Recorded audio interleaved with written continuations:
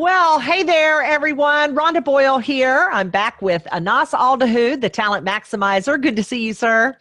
Good to see you, Rhonda. Great. Now, we are moving forward with our series. This is part 1 on the talent theme of adaptability. So, Anas, I'm going to get us started with the official definition, and that is people exceptionally talented in the adaptability talent theme prefer to go with the flow. They tend to be now people who take things as they come and discover the future one day at a time. Tell us more about these amazing adaptability people, Anas. So let's start with this. So adaptability is number 2 for me. And I actually want to start with a story that happened to me even before I knew Gallup or did the strength assessment. So I was in a tennis academy and I had a problem returning serves. So I used to play tennis and I used to have a problem with returning the serves. So I had a lot of coaches giving me advice. So one of the coaches came to me, he's like, you have to plan where are you going to hit the serve before it comes.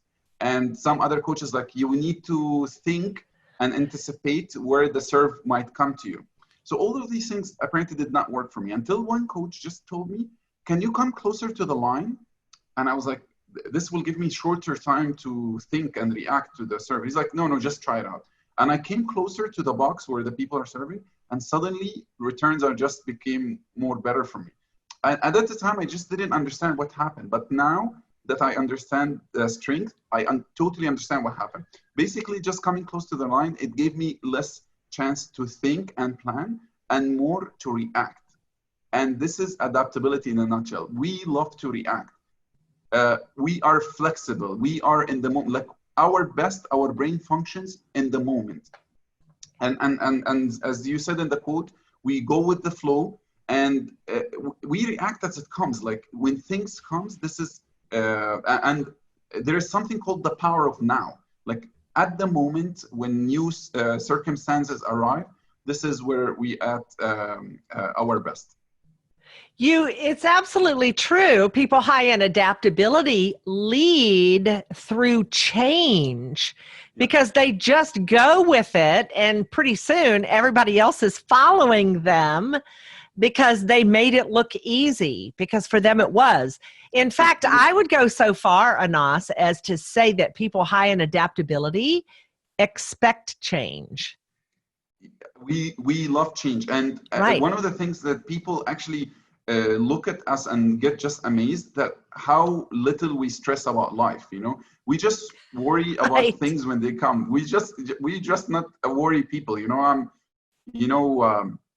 We're always calm. We don't have any, we don't think too much in the future and what will happen to us. And this is the beauty of it. And I believe it's part of the relationship domain because we accept change. Like people around us who, we live in a dynamic world where people have to change all the time, and we just accept that. And that's why people love the adaptability theme. Absolutely. Now, let's talk about coaching and give us an example of how you've coached someone high in this talent theme. This, for me, was one of the best coaching sessions that I had. I've coached someone with high adaptability, and he was he used to present. And he always, I don't want to say he worries, but his presentation was not as good as he wanted to be. And I found that he plans too much for his presentation. Like he listened to people who he writes everything down, everything he's going to talk about. And I've told him, I know it sounds weird, but just believe me, forget about it for a moment and just be yourself. Just go there. Of course, have some knowledge about the topic, but don't plan too much. Go there. And I told him this. You would love questions, unexpected questions. Just get people on the audience to ask you questions, maybe in the beginning, just to build up the confidence. And all of these unexpected questions, when they come to you, you will be at your best. That's great.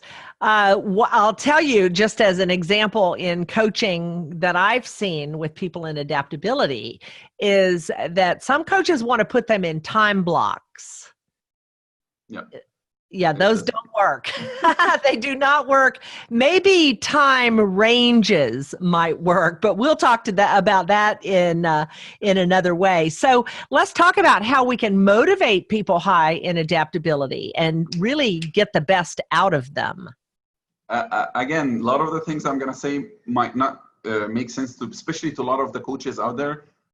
No long-term goals. When you approach people with a high adaptability with long-term goals, it just doesn't work. Talk to them about today. The best way to motivate these people, tell them, what can you do today to help you in the future? Just that question is really amazing, and it gets them going, definitely. Absolutely. Love that. So how can we deal with this person more effectively? Again, you just need to be aware that you cannot give him strict guidelines, strict rules, strict deadlines, times.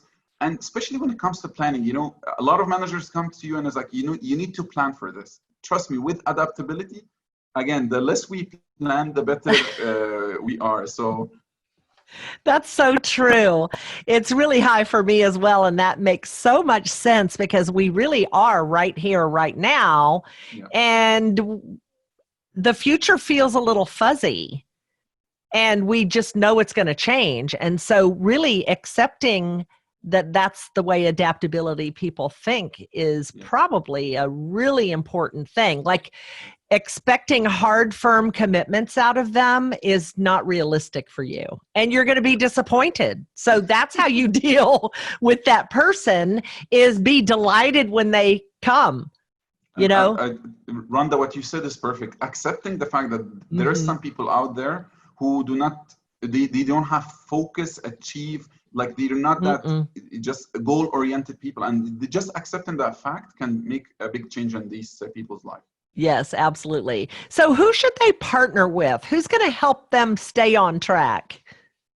I believe any strength within the strategic domain can really help people with, and we're going to talk about this more in the next video, but people with high adaptability, sometimes they lack direction.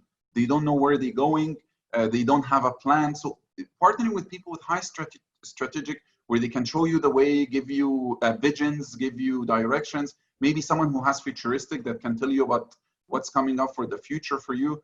Okay, great. So thanks so much for joining us. We're going to come back now and talk about some of the irritations and blind spots of people high in adaptability. So we'll see you then for part 2 of our 3-part series. Anas, we'll see you then.